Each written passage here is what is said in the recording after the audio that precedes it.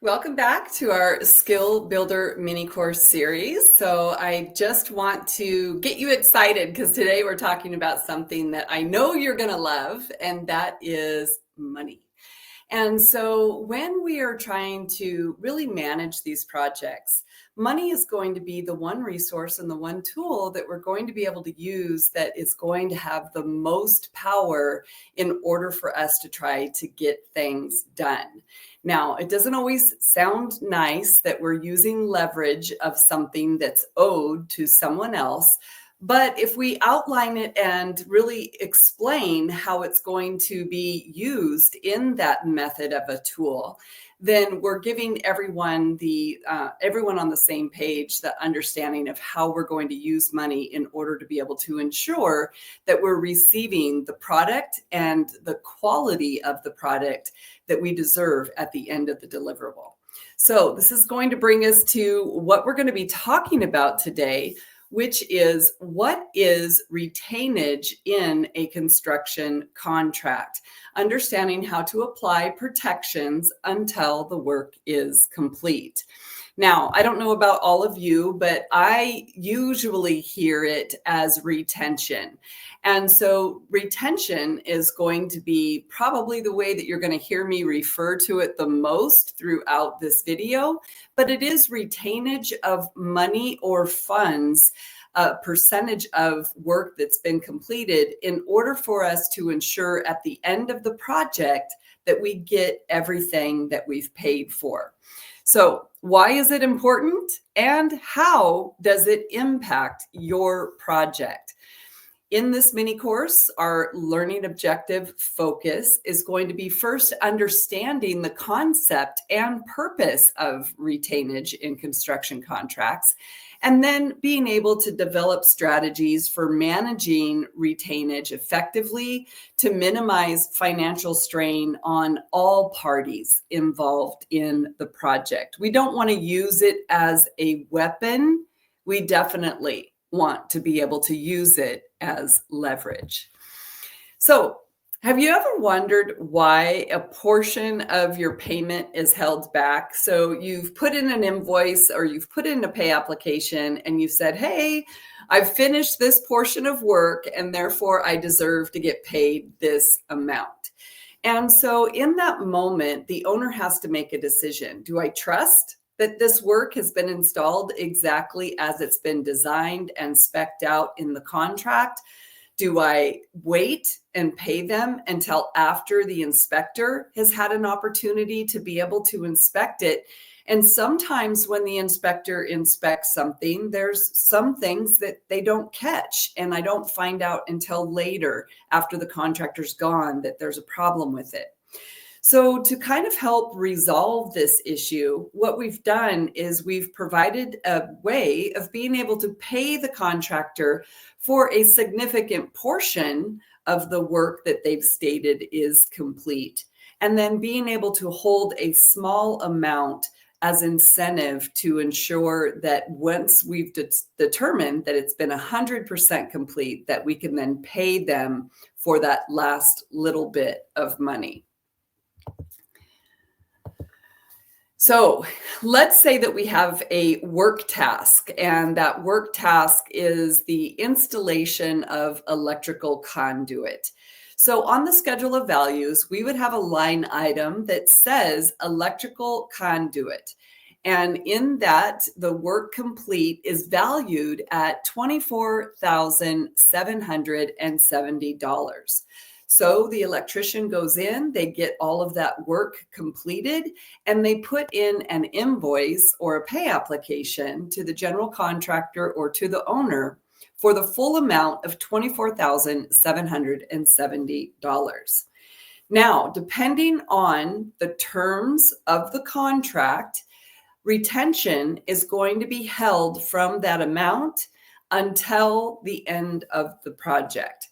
So remember, this is why it's so important to make sure that you read those contracts and determine those terms that are in there to ensure that you can continue having the money available to run and complete the project while understanding that a portion of it is going to be withheld from you from the work that's been completed. So in this case, we have seen that the contract has withheld a retention of 10%.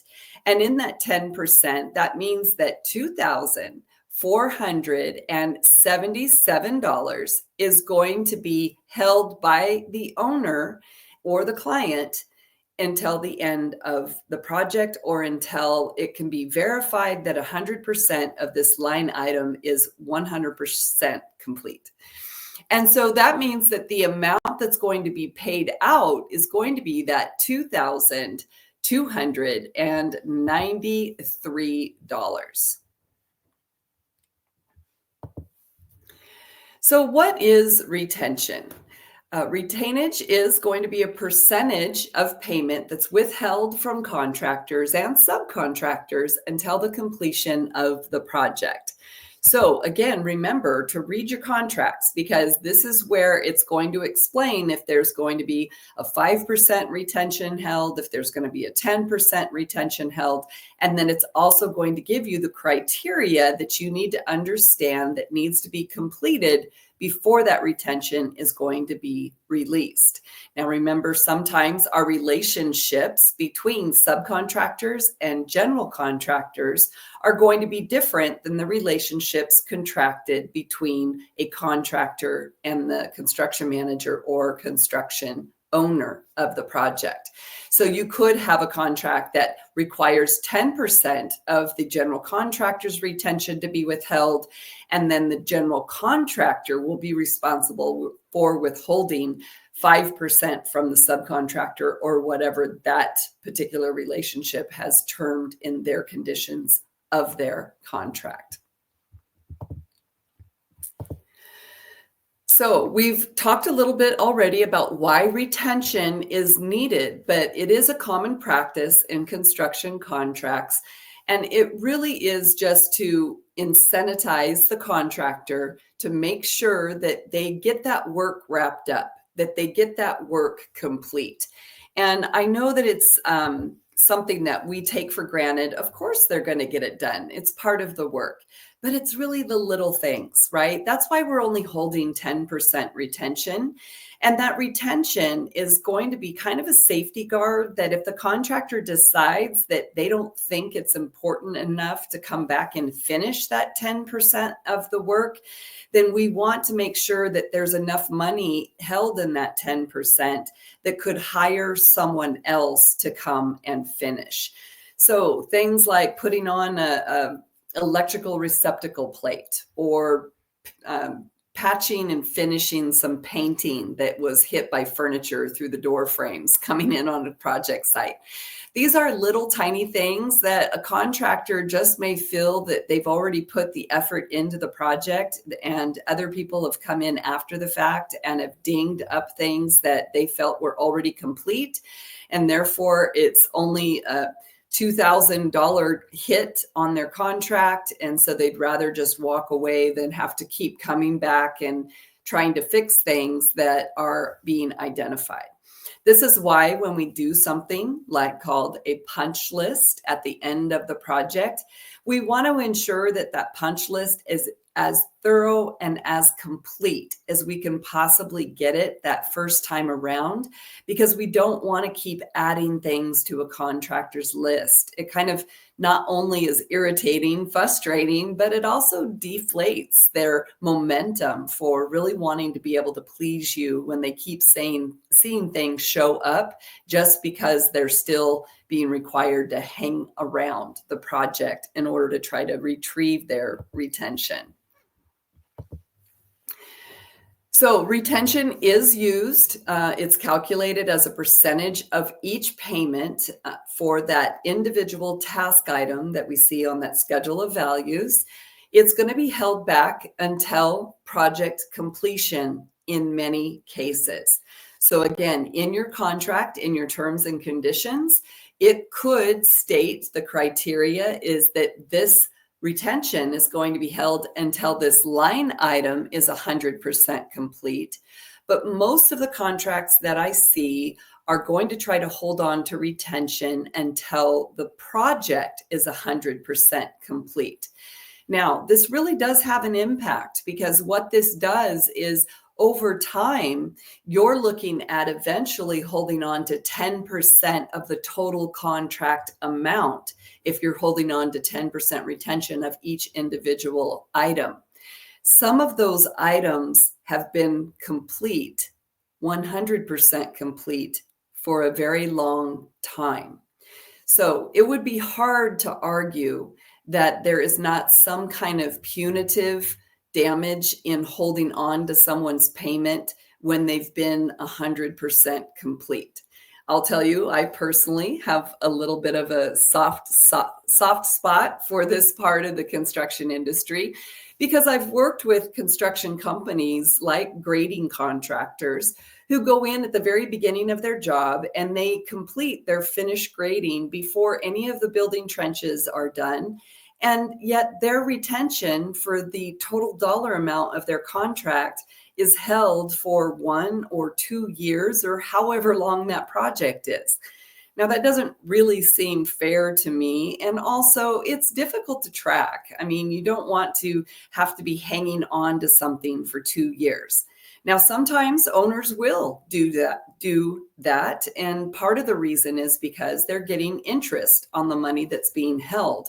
And I would argue that that percentage of interest is very low, and keeping good relationships in place is a little bit more important than holding on to retention to a contractor who's clearly 100% done, because there's another contractor who has come in and accepted 100% responsibility of now performing their scope of work over the top of someone else. So in that particular example, you would have a finished contractor who's 100% done with finished grading. Then you have the footings of the trench done, and then you have the concrete slab done. The concrete slab has to be 100% complete before erection can start on the structural steel or the framing.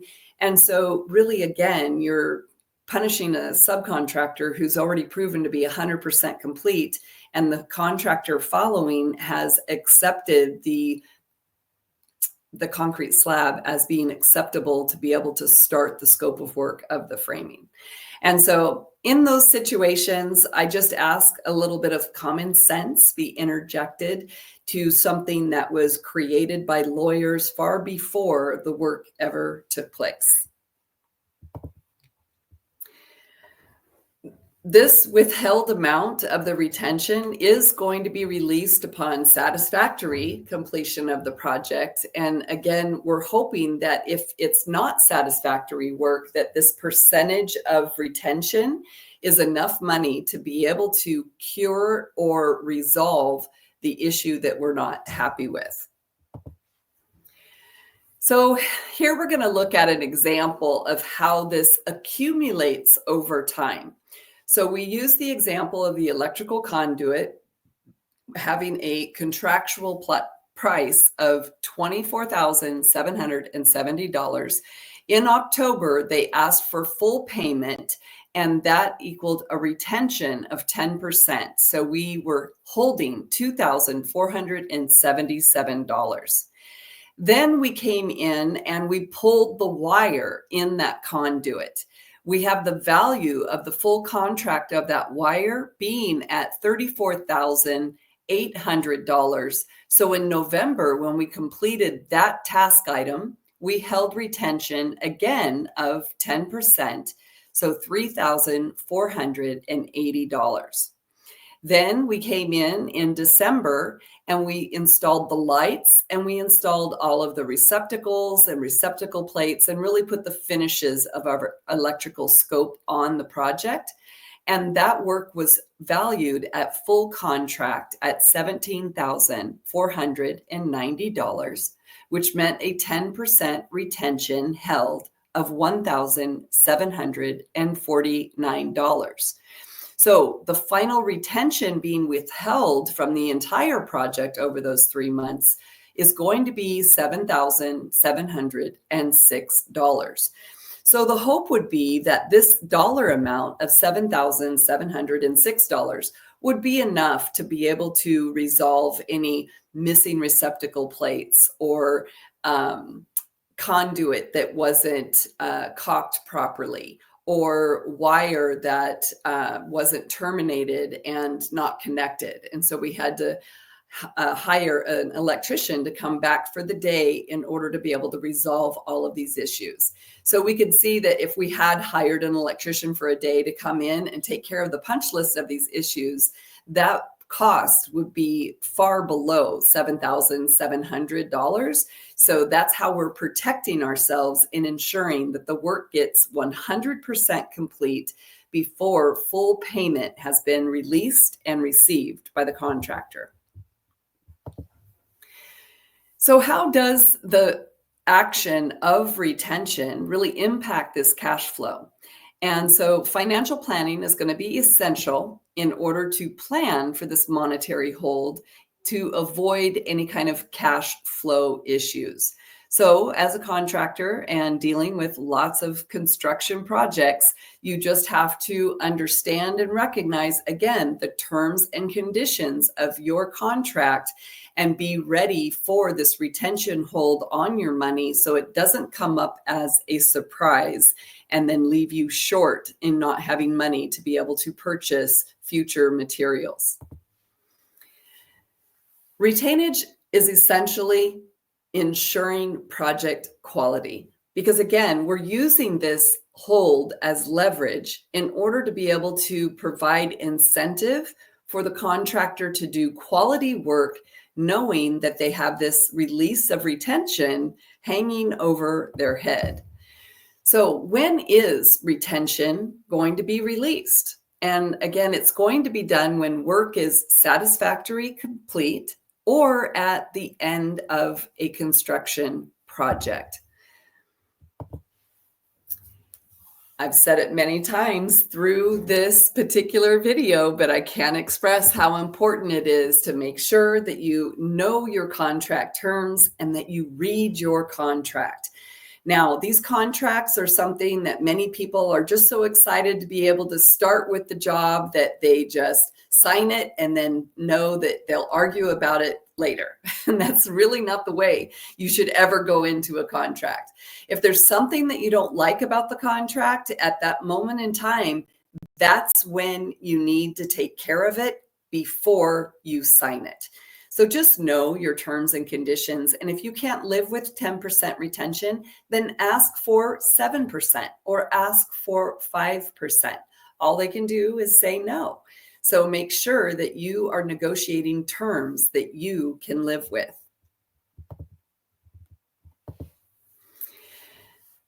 So when we're looking at a checklist to really understand what we need to know when we're understanding retention in our construction project, we are going to make sure that we have our financial planning in place, that we can carry this project enough, knowing that 10% of that line item is going to be reduced when we request full payment. We're going to need to understand the retention release process so that we're not having to waste trips that come back to the job site, nitpicking and taking care of little tiny punch list items just so we can get our money. We need to be able to know the process, know what needs to be done, and do it in a way that is effective and efficient in order to be able to maintain our profitability on a project. And this is going to be done by really understanding our contract terms. So if you want to learn more about how to manage construction contracts on your project, I do encourage you to subscribe to our YouTube channel, which is at CM Online with a period on the end. And then I always want to invite you to joining our Construction Management Essentials program. This is a certification program where we take 12 weeks of being able to provide you with the most comprehensive construction management education that you will receive. and that it's being taught from someone who's been in the industry. So you're not just learning everything that there is out of a textbook, you're learning actual real world application and how we use all of these things in our construction management.